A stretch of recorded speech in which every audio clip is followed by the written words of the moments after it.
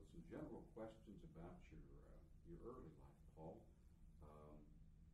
What were some of the things that your parents, the values your parents imparted to you that got you started out in life? I think one was an interest in helping people. My parents were active in what was then called race relations, would be called civil rights today.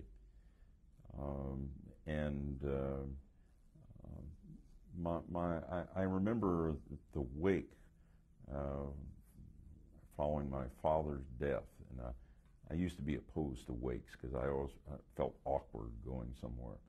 But all these people coming in telling me what my father did for them on this, that, and the other thing. I grew up in a family where helping people was part of life, and also an interest in public affairs. My father was a Lutheran minister, was not, didn't run for any office. Well, he was on the local school board, but did not run for any partisan office.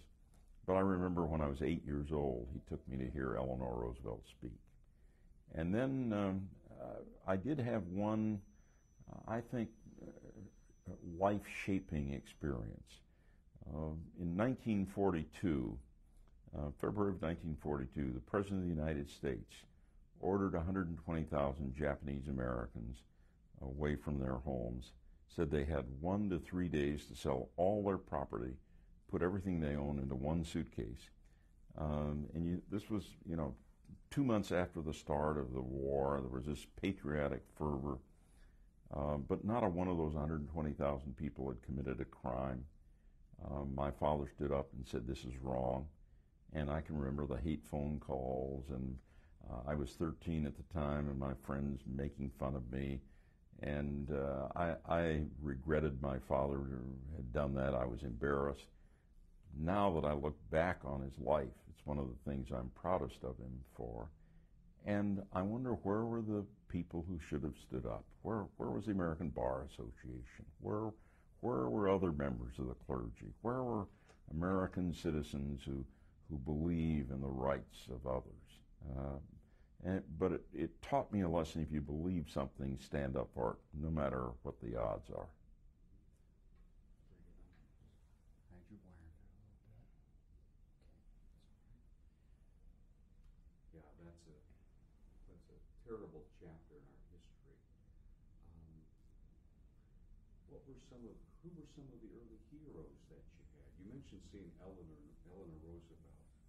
I'm sure the whole Roosevelt administration with the New Deal and many different programs pulling the country out of the Depression must have had a profound effect upon you.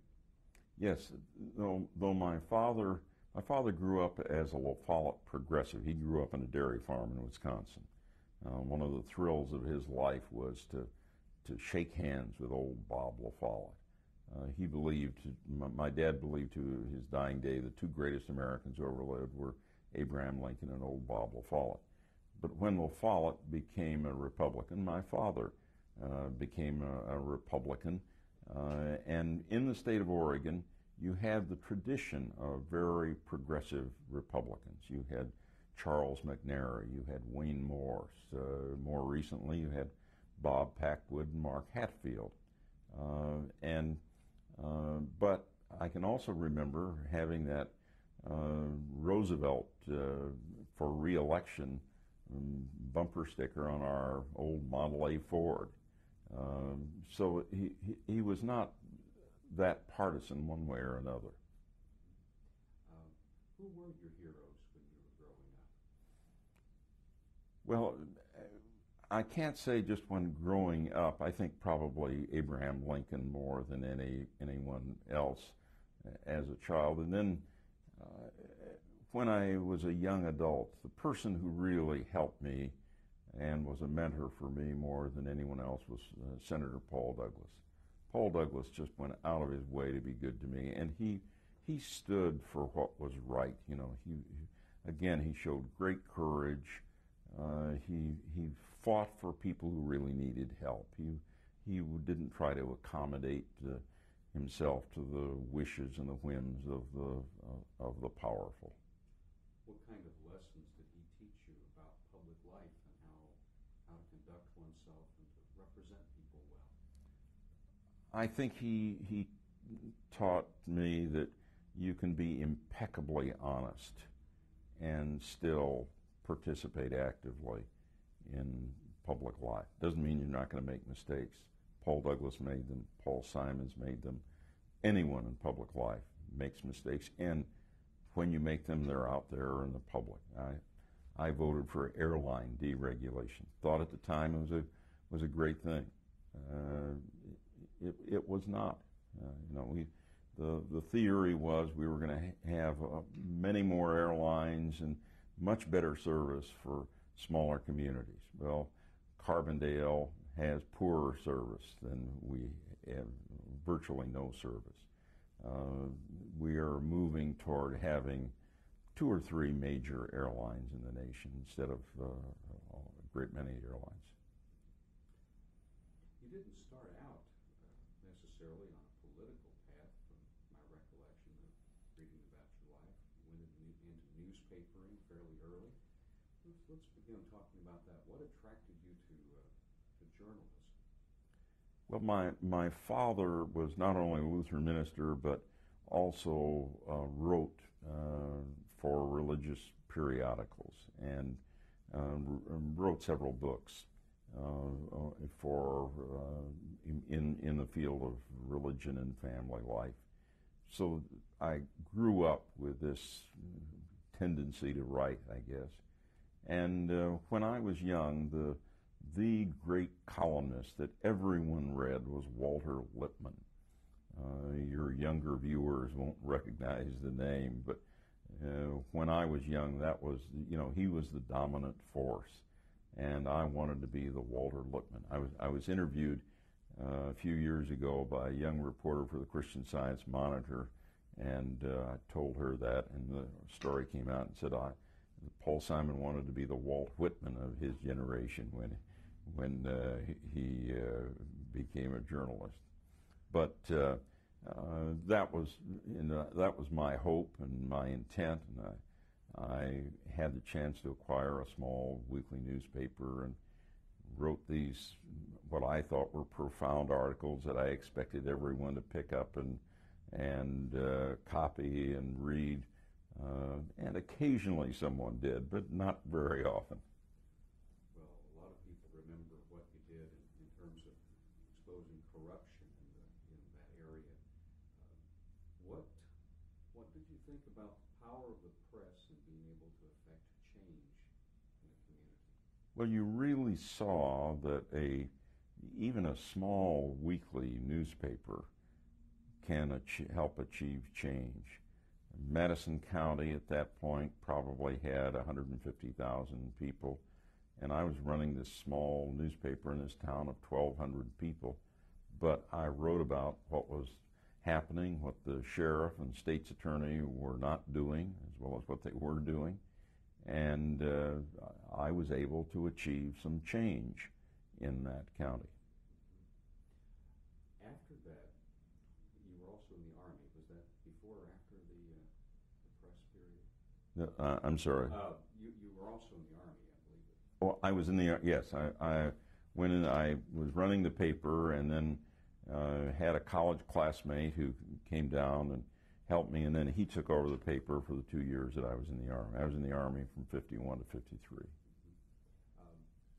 What drew you into, wasn't too long after that you went into politics. What drew you into public life? Well, of course I was always interested.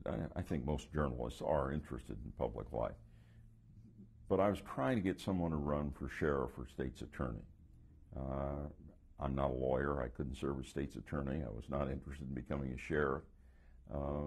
But people were afraid.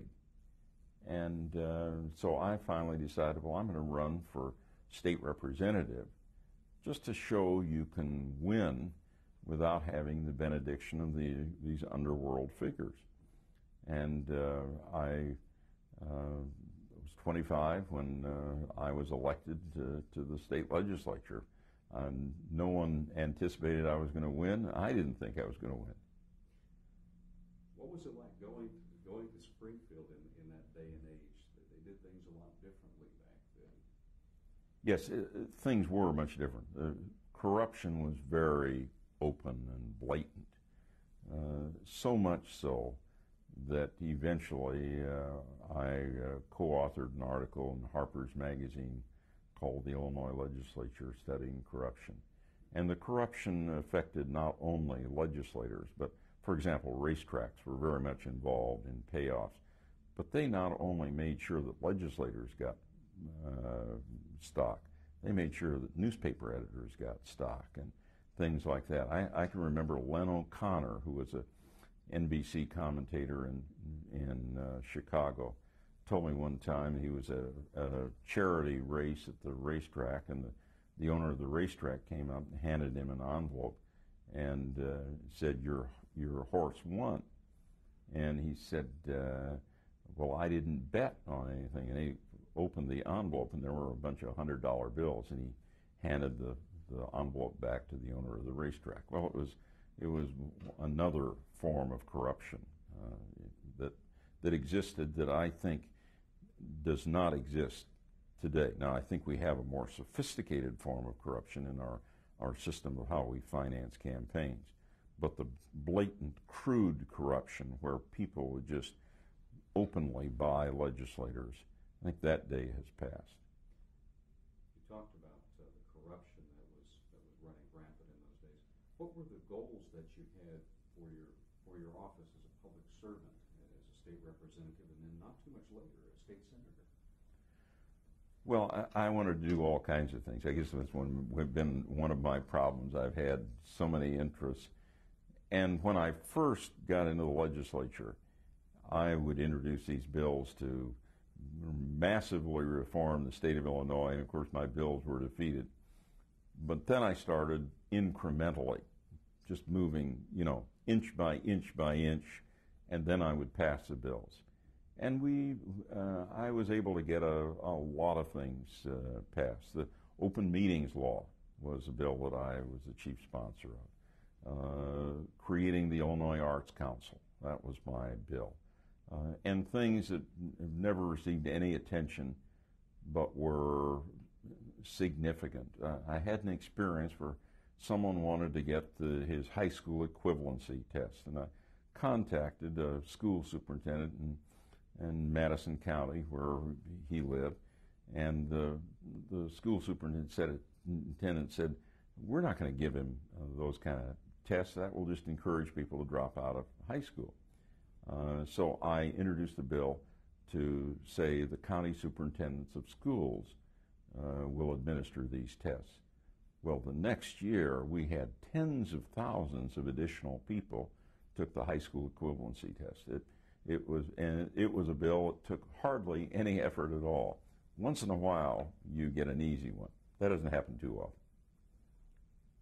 What does that say about your thoughts about the power of political office to bring about change in people's lives, to do meaningful things? I think that has to be your goal. If your goal is to amass power, if your goal is to get credit, then you're not going to be that effective.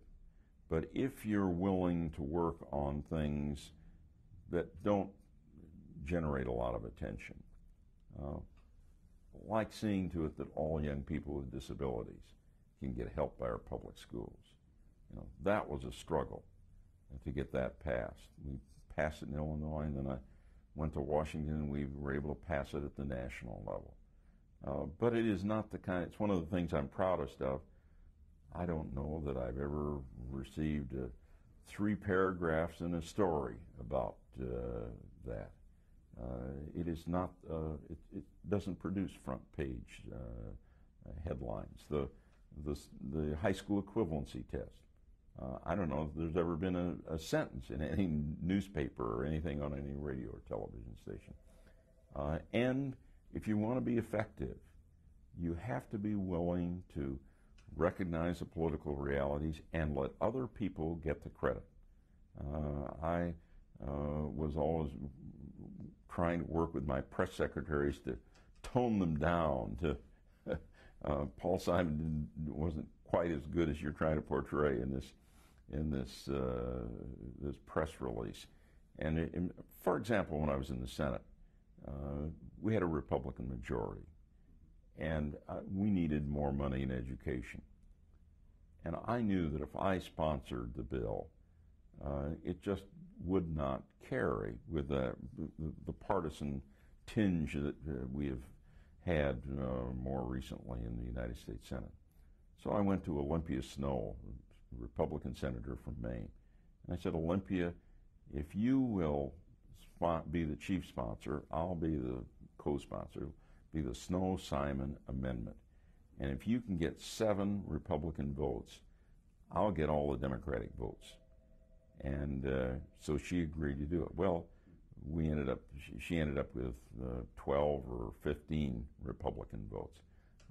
But it carried. I think if I had insisted on being the chief sponsor of that amendment, rather than let Olympia Snowe do it, I don't think we'd have gotten that money for education. I think you're right. And I'm reminded about talking with one of your fellow laureates now, and former colleague, Bob Michael, about the importance of being able to do things together in the best interest of people. That seemed to be kind of in Paul Douglas's day, Everett Dirksen's day. People were able to set aside their partisan differences and do things for the country. How does that compare with where we are today? We have slipped in that regard, and we have become excessively partisan, and it is not a good thing for the country. Bob Michael is a good illustration of that. Bob is a quality person by any gauge, but he and I would get on the phone on, for example, when you had a Republican administration. I was on the Senate Judiciary Committee. We had to confirm judges. We would talk about federal judges and talk to his staff member, Ray LaHood, who is now a member of Congress, and I might add a very fine member of Congress. This willingness to work together. Alan Simpson and I, for example, worked together a great deal on some legislation that had a huge impact on the country in terms of immigration. We didn't agree on everything, but we worked together, and that kind of thing should be happening more. How do you feel about the way that things, today I think we're reading how Gingrich has pulled off the gloves again, and he and Clinton are going at it tooth and nail. How does that make you feel about the future course for the country when people can't seem to set aside those differences? Well, it's not a good thing. If I can give an illustration, we just recently celebrated the 50th anniversary of the Marshall Plan. Probably the wisest, most generous act ever performed by a nation in the history of the community of nations.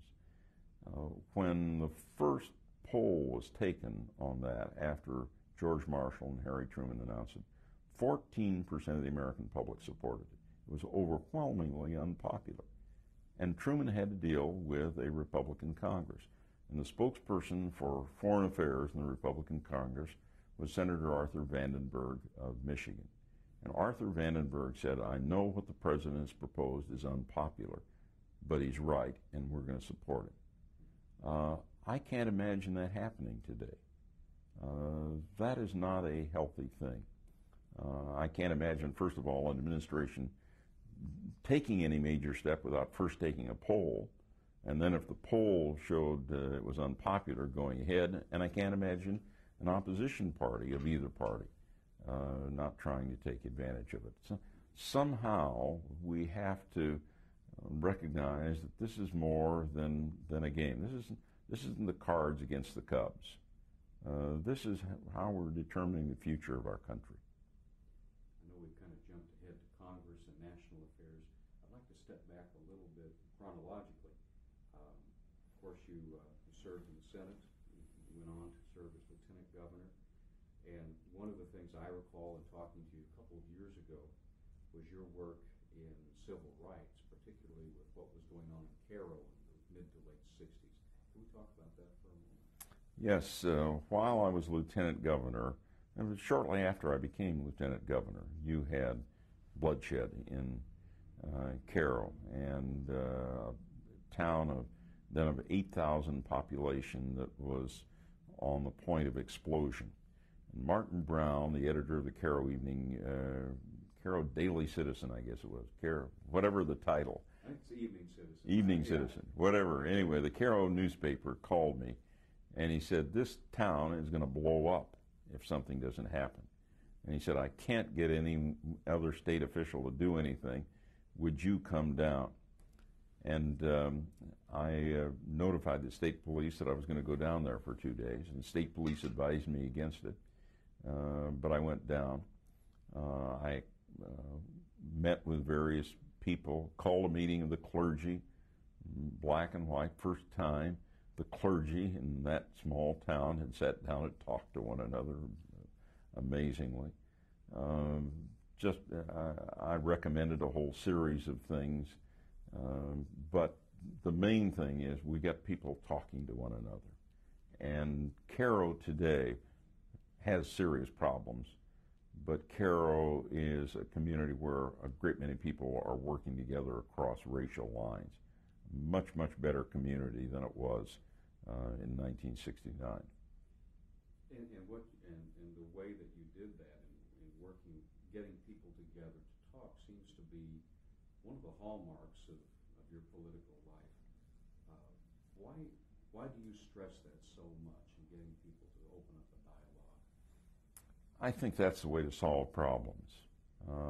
Now, it's not always successful, but in my when I was in the Senate, when the Democrats had a majority, I chaired 3 subcommittees. We never had a party line vote in my subcommittees. Sometimes we had division, and sometimes I gave more than I wanted. Sometimes my friends gave more than they wanted. But I think we served the nation well. And I have found the same. I have been asked to mediate various labor management problems. The railroad strike, or the threatened strike in Chicago, actually took place for about 2 hours, but we held it to that. It's a matter, you talk to both sides and you pull them together, and you really find if you get people sitting around a table instead of screaming at each other via press releases and everything, then you can get things done. We've had a situation right here on the campus, union organized. The campus here at Southern Illinois University hasn't been accustomed to this. And so there has not been the kind of professionalism on both sides that sometimes there should be. And you have statements to the press. That's not how you solve things. You solve them by getting people together. Now, it hasn't always worked. Caterpillar, I can tell you now, 3 times I had Don Feitz, the CEO of Caterpillar, and Owen Bieber, the international president of UAW, got them together, and we thought we were making progress. And then it got below that level where there was still acrimony, didn't get it settled. So sometimes it doesn't work, but it is much more likely to reach a logical conclusion, get things settled if you pull people together. After leaving state government, you set your sights on Congress. Let's talk about the early years there when you came back home to Southern Illinois and ran for the 22nd? I can't even remember what the district was. It's gone through some changes since you and I both worked with it. Why did you decide on Congress? I was defeated in a primary race for governor. I taught for a short while at what is now the University of Illinois at Springfield, and then lectured at Harvard for one semester.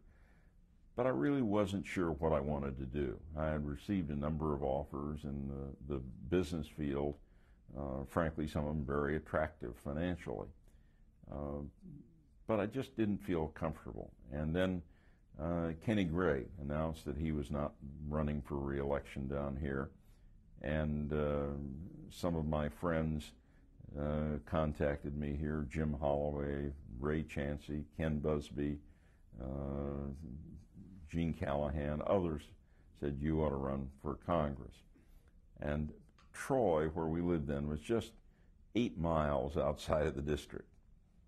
But I knew I couldn't live outside the district and run successfully. So we moved to Carbondale. I liked the idea of living in a university community, and ran for Congress, and people were good enough to elect me here. What sort of vision did you take to Capitol Hill for what you wanted to accomplish there versus what you were able to do in Springfield and other arenas? Well, the Washington scene gave me a chance to look at the international dimension of our problems and much more. Now, I continued. Every year I was in Springfield, I served in the Education Committee. Every year I was in Washington, either the House or the Senate. I served on the Education Committees. So I continued those interests. But it gave me a chance to broaden myself and to contribute in the international arena. You talked about various interests. I know that you talked about when you were in Congress, you did a lot of work on education, higher education, making sure scholarships were available for young people, literacy efforts. That says a lot about what you liked to accomplish, I think. Yes, and many of these things just kind of grew almost accidentally. When I was serving in the U.S. House here, I used to go around from small community to small community and have open office hours. And when people had problems with the federal government, and I needed to look at the records in order to solve the problem, I had to get them to sign a consent form. Well, every once in a while someone would say, is it okay if my wife signs, okay if my husband signs? And I realized they couldn't even sign their name. And once in a while people would very carefully draw their name, and then I knew that was the only thing they could do. And so I held the first hearings in the history of Congress on the whole question of illiteracy. And Ted Bell, who was Secretary of Education, wrote, he said, here I was Secretary of Education, and Paul Simon asked me to come and testify on illiteracy, and he said, I didn't know anything about it. And he said, I had to study about it. Well, it has been a hidden problem in our society. We have, by the most conservative estimate, 23 million adult Americans who can't read a newspaper, who can't fill out an employment form. But anyway, out of that, then Ted Bell and I talked. We decided to have a series of breakfast meetings to look at this. And one of the people we invited was Barbara Bush, who really has been excellent in this whole field. But then one thing led to another, and then I sponsored the National Literacy Act. We've made some progress, but I have to say we still have a long way to go. You also wasn't too long after all that an opening came up in the United States Senate. And how do the House and Senate compare in terms of legislative bodies and the environment, or the culture, I guess I should say, culture? Yes, it is much easier to get things done in the Senate. The House, because of 435 members, is really a committee body. The committees do the bulk of the work because you just can't have 435 members doing it. The Senate is very different, and because of the smaller numbers, you have very workable relations with, for example, immigration. Very complicated. Not very many members want to get on the immigration subcommittee, or didn't until recently. So we only had 3 members on the immigration subcommittee, Alan Simpson, Ted Kennedy, and myself. Well, the 3 of us could get together almost, we could get together for a lunch and decide quite a few things. You just don't have that kind of a situation in the House. Now, Pete Wilson wanted to use immigration as a big issue in California, and all of a sudden it emerged, and now there are a lot of people who want to be on the immigration subcommittee. I don't know, they have 7 or 9 members, something like that. But that's somewhat unusual.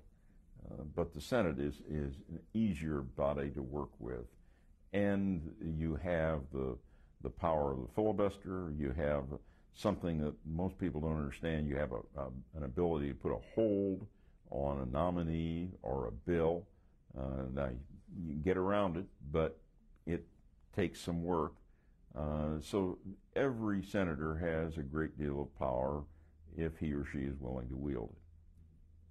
I remember, in addition, you're talking about the Immigration Committee, you turned a lot of your attention in the foreign arena to places like Africa, places that weren't getting a lot of it. Well, they weren't getting a lot of ink, a lot of attention, but you felt they were important. Why? Right. Well, if you look outside the United States, the continent with the greatest need was Africa.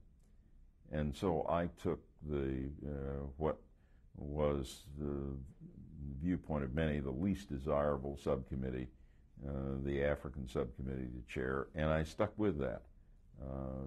I didn't move to more politically attractive, more visible subcommittees, because the whole concept of public service is you want to help people.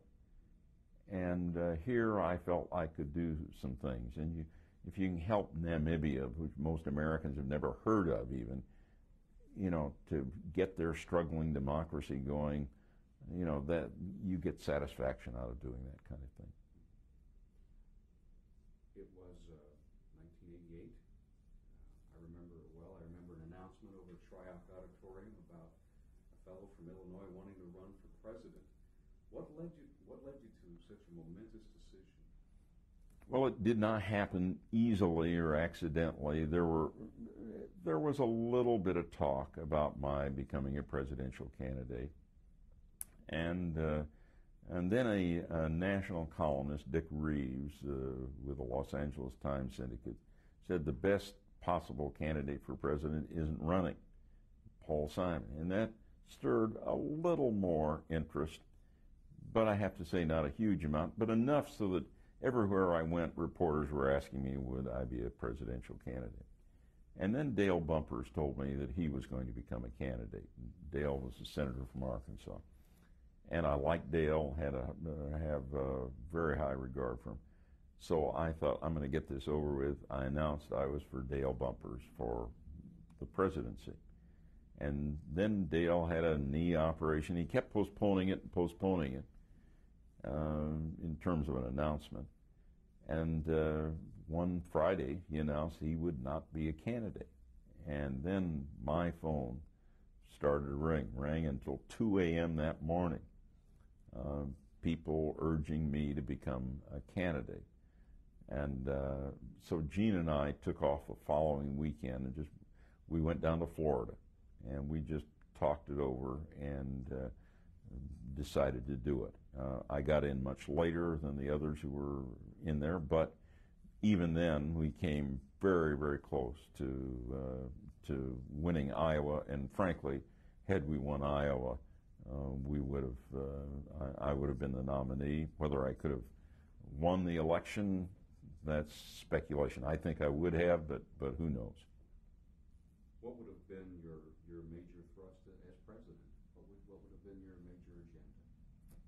Well, I would not have taken polls to determine what I would do. I think if Bill Clinton had never seen a poll, he would be a stronger president today. I think this is a great mistake. But I would have tried to face the problems that we have. The deficit, which we still, everybody's talking about a balanced budget now, but They don't. We're counting that surplus that people are paying in on Social Security, so it really isn't balanced. But I would have faced our fiscal problems. I would have tried to address the problems of poverty in our country. I would have tried to move on some of the social problems that we have. And I think a president who provides leadership somewhat along the Harry Truman variety can do a great deal for this country. What lessons did you learn from that bid? What did you take back to Congress with you when you went back? Well, one of the things I took back was just a huge amount of knowledge of this country.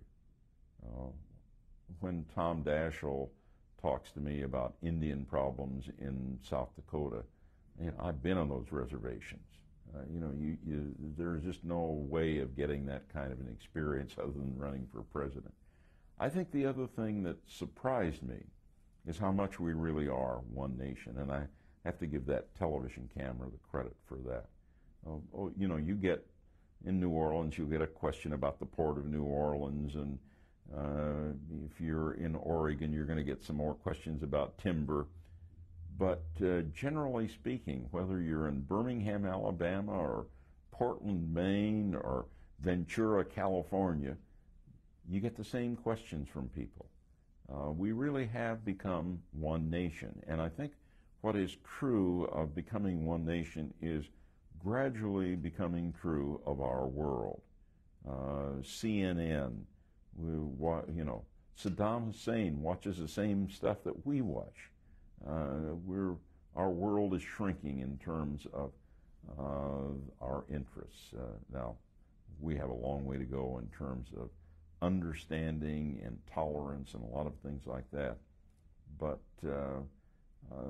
and television does a lot of harm with some of the gratuitous violence and things like that. But it has also been a powerful weapon for pulling us together. You mentioned something there I hadn't touched upon, your work on television violence, the influence of the media. That was an area where a lot of people didn't want you messing around with that. The networks didn't take too kindly to that kind of thing. Yes, the initial reaction was not good. It all happened very accidentally. I checked into a motel in LaSalle County here in Illinois, turned on my television set, and all of a sudden in front of me in living color, someone's being sawed in half by a chainsaw. Well, I'm old enough to know it's not real, but it bothered me. And I thought, what happens to a 10-year-old who watches this? So I called my staff in Washington and said, someone has to have done research on this. Well, they came back and they said there's all kinds of research, and it all shows the same thing, that we're causing real harm. So I called the television industry people to my office, and I said, I'm a member of the American Civil Liberties Union. I don't want government censorship. But I think we have to recognize we have a problem. And first, the vice president of one of the networks said, well, we did some research showing it doesn't do any harm. I said, you remind me of the Tobacco Institute people who come in here and tell me cigarettes don't do any harm. I said, there's no question about harm. The question is, what do we do about it? And they said, well, we can't get together to establish standards like you want because it would violate the antitrust laws. So I introduced a bill to have an exemption from the antitrust laws, which the television industry fought, incidentally. But we passed it, and it was signed into law. And to indicate the wide diversity of interest here, it's the only bill I can remember where I had Jesse Helms praising me and Howard Metzenbaum praising me for introducing the legislation. There's an awareness on the part of the public that we're harming ourselves. And let me just give you one illustration of this. There's a children's program. I never mentioned programs. I told Bob Dole I thought he made a mistake in talking about specific programs because none of us who are in the Senate watch television that much. But there's a children's program that most of your listeners would recognize the name of if I were to tell them. It's produced in two versions. One's a violent version for the United States. The other's the nonviolent version for the rest of the world. The Christian Science Monitor asked the producer how come And she said, well, in the United States, people seem to want violence. We get no objection to it. In the rest of the world, we can't sell it with the violence in it. Well, it shows something is wrong with our culture. And when you look at what happened in Jonesboro, it's not any one thing.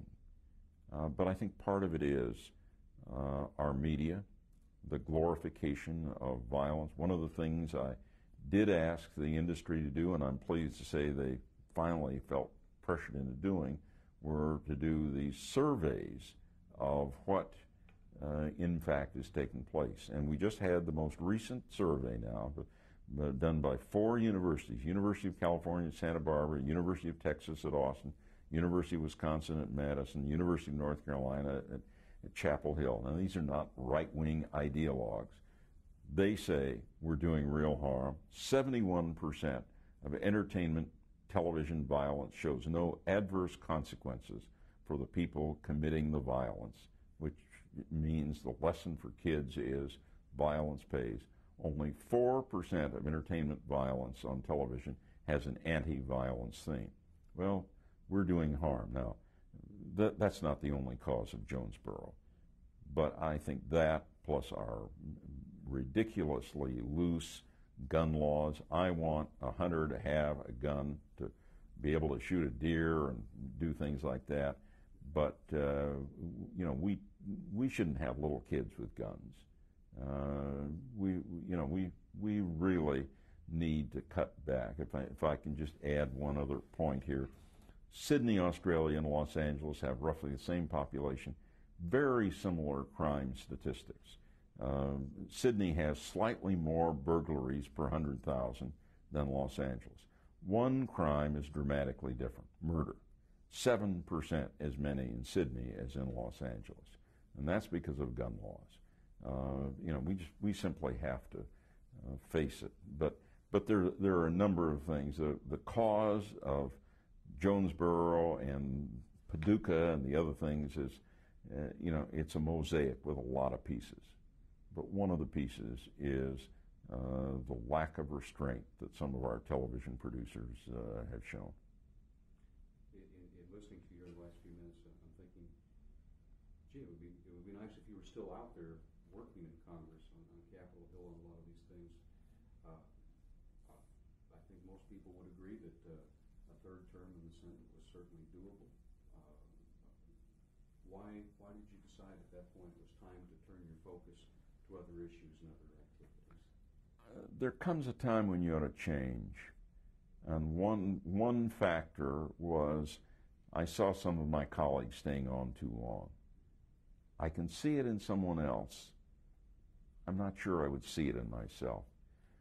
A second factor was when Gene and I first went to Washington, and we were invited to the White House for a dinner, or we were invited to some dinner where some celebrity was going to speak, we were so eager to go. And in the last few years, we found ourselves kind of dragging ourselves to those things. And it's a good indication that while those are peripheral things, it's time for a change. And then I have to add another factor was raising money for a campaign. My last campaign cost $8.4 million. And on a per vote basis for incumbent senators who had contests in 1990, for 32 or 33 of us, that was the 4th lowest expenditure. I enjoy policymaking. I even enjoy campaigning. Most of my colleagues don't enjoy campaigning. I don't enjoy fundraising, and it warps our system. It distorts democracy. When you were in the 4th grade and you read about the struggle between Hamilton and Jefferson, and Hamilton saying people of wealth and property should be given more voice in government, and Jefferson saying all Americans should be treated equally, we were so proud that Jefferson won. In fact, with our system of campaign financing, Hamilton has prevailed. You are now in an institution doing work toward some of these issues.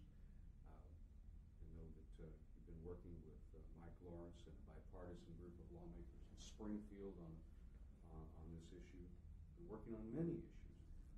What led you to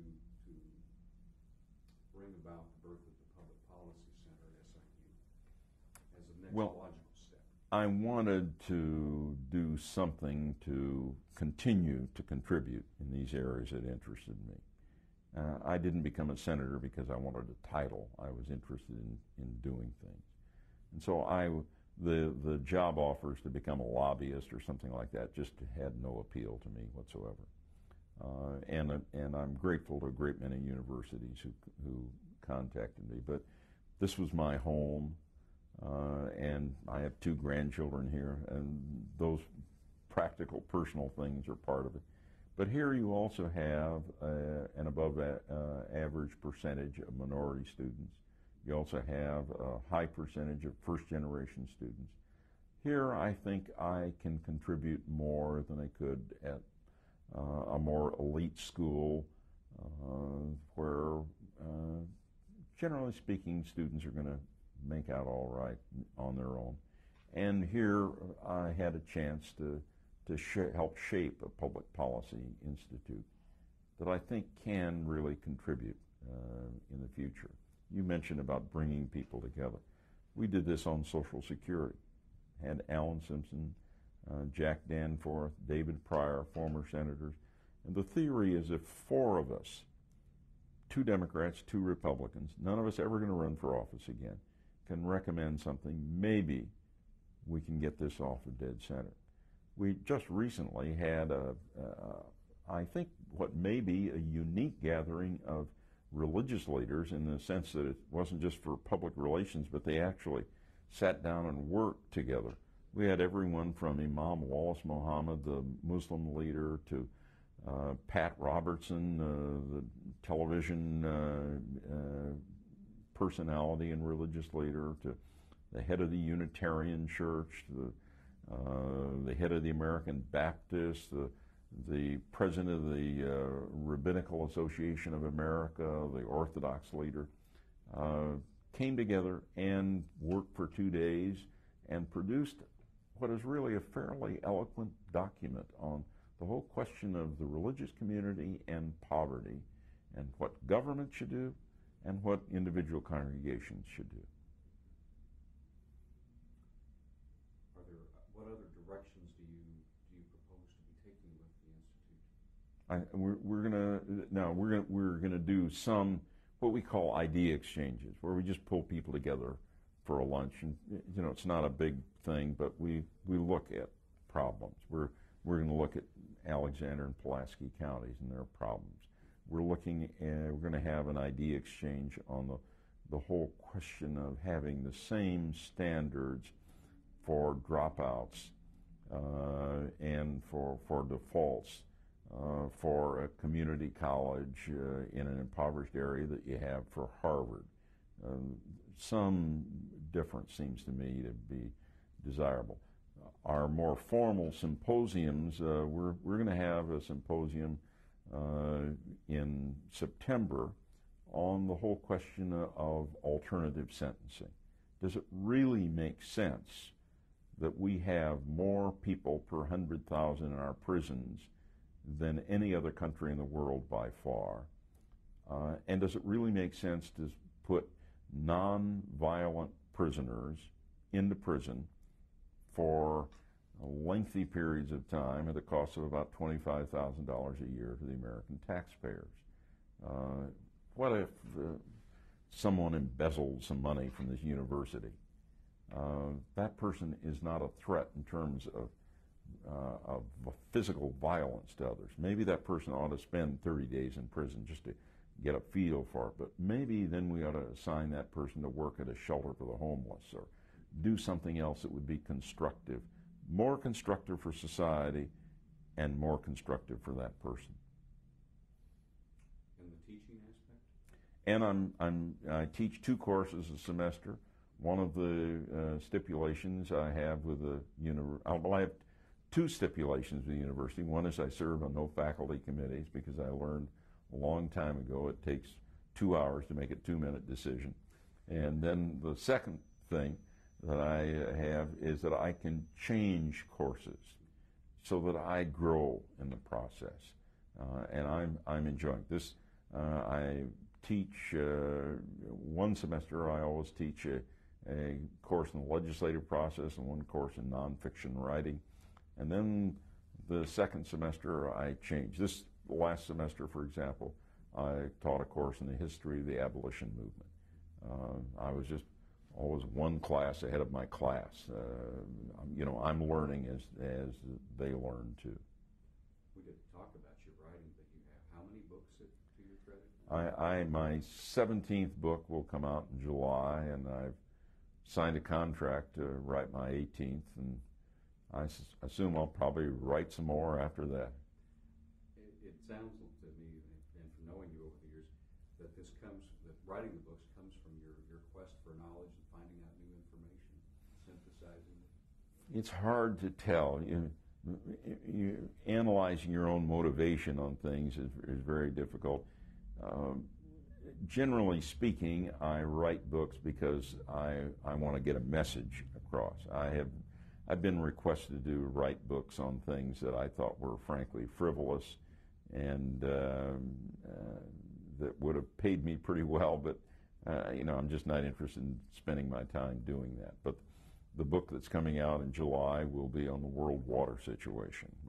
We're going to double the world's population in the next 40 to 90 years, and our water supply is constant. Well, we're going to have huge problems if we don't anticipate these things and plan for them. So that's the kind of a thing I do. We pretty much brought everything up to the present. What in a very long and distinguished career in public service has given you the most satisfaction? I guess you get more satisfaction out of helping people. When you mentioned my presidential race, when I announced I was not going to continue because I was running second and third in all the primaries, and you can't run second and third continuously and stay in the race. But one of the reporters said, "What was the high point of the campaign?" And I stumbled around a little bit. And I said, "I think the high point came at Hamilton High School in Milwaukee, Wisconsin, where they knew I was involved in establishing the legislation saying that all young people, regardless of disability, have to be helped by our public schools. And they arranged for a chorus of retarded young people to sing for me. First, they recited in unison the preamble to the Constitution. Very, very impressive for a group of retarded people.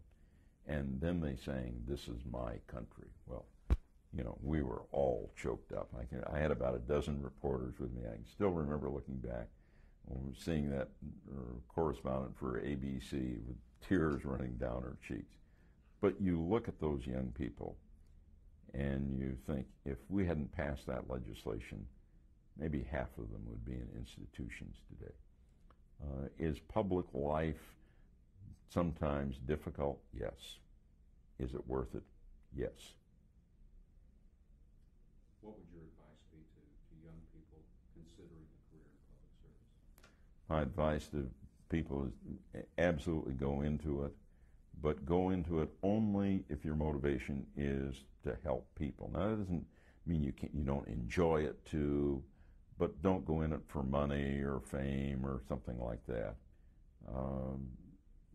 Be interested in helping people and be willing to lose an election. Stand for something. Don't just hold office for the sake of holding office. Stand for something. Yeah.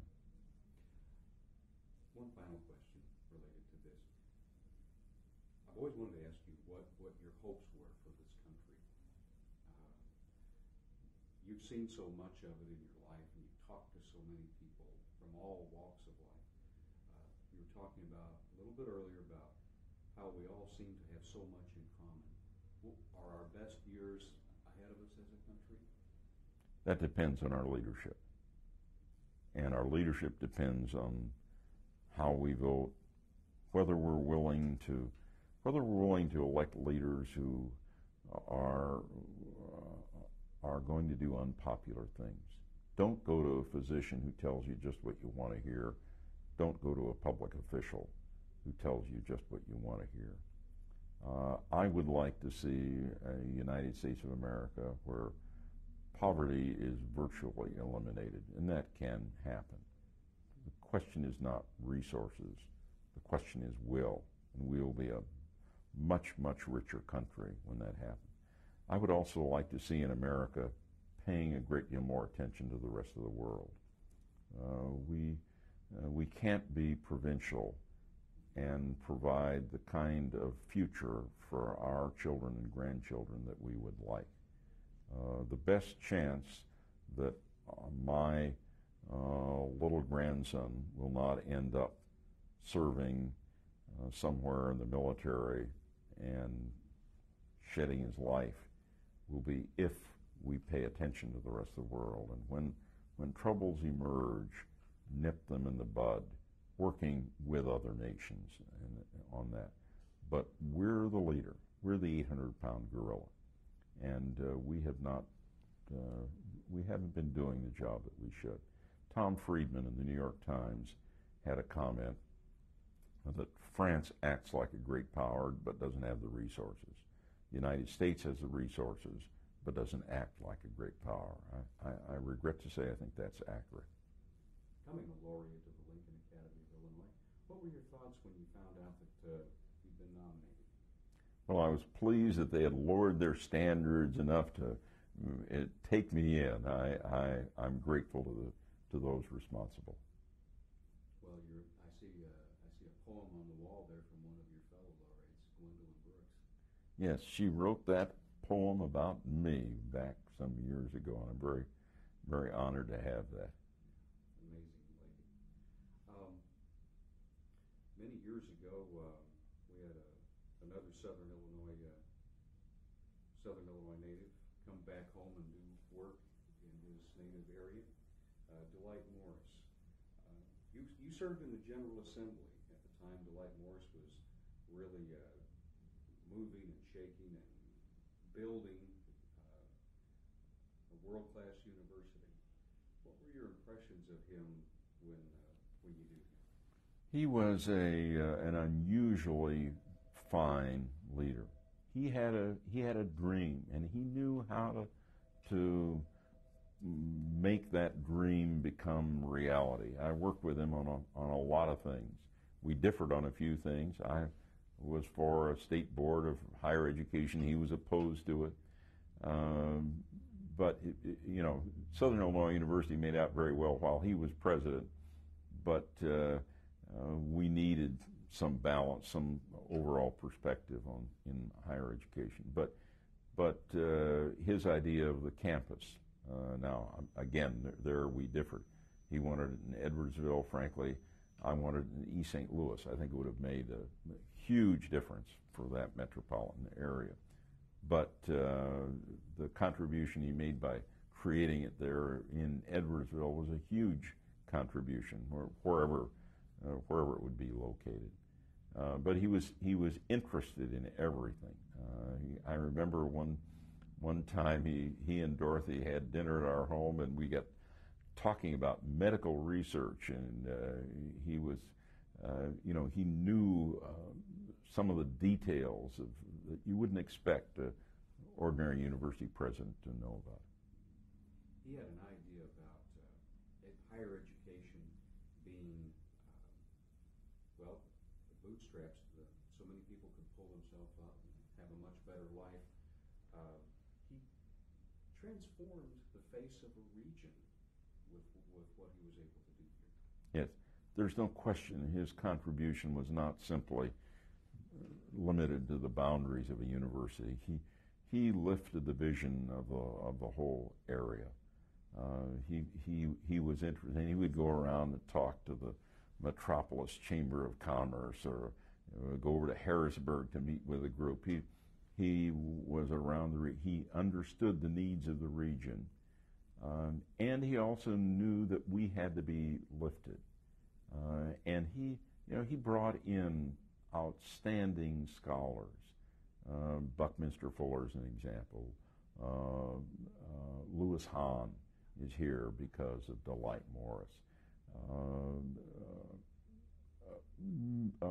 I could go on and on. John Y. Simon and the Grant papers are here. He helped to make this university a better university and a university that served more effectively.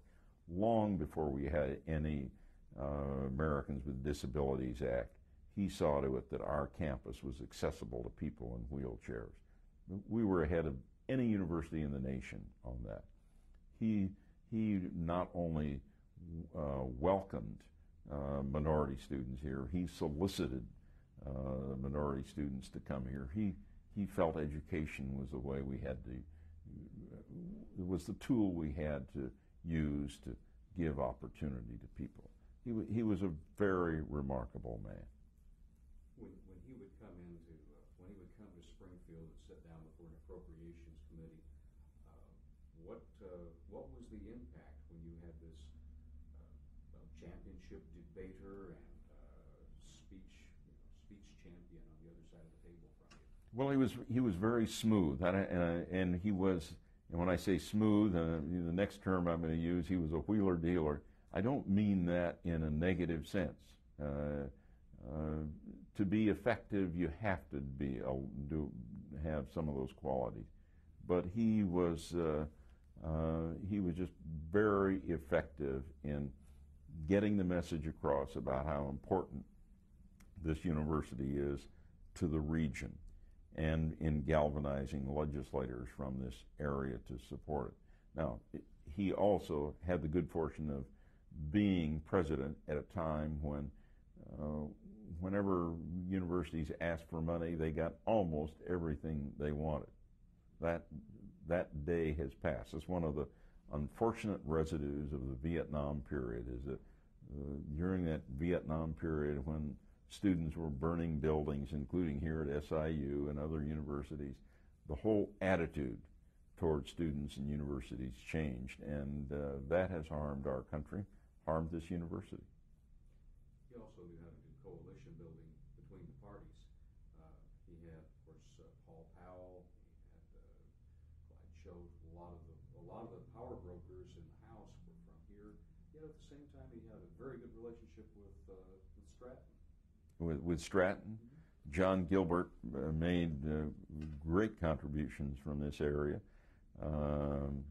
Chris Christenberry, who was a senator before John Gilbert, was, party lines didn't mean that much. He worked across party lines, and I think all of us felt we were helping something important when we helped Southern Illinois University. He made us feel good about helping Southern Illinois University. What do you think his greatest legacy is to the university in the area? Well, he really made it a university. It was a fine school before that. He made it a university, a real, genuine university. The latter years, of course, there were controversies, there were problems. In looking at them in the total context of the man, how should they be viewed? Oh, did he make some mistakes? Yes. We all make them. But overall, his contributions were so much more significant than the mistakes that he made. One final question on it. What was he like to deal with on a personal basis? You had him over to dinner. You were around him a lot. He was just marvelous, both he and Dorothy. And he had a good team with him. Charlie Fyrick was very effective. Bill Lyons, who handled the press. I don't think what he did would have been possible without Bill Lyons going around and nurturing all the media in Southern Illinois, but also in the Chicago area. So he put together a very good team.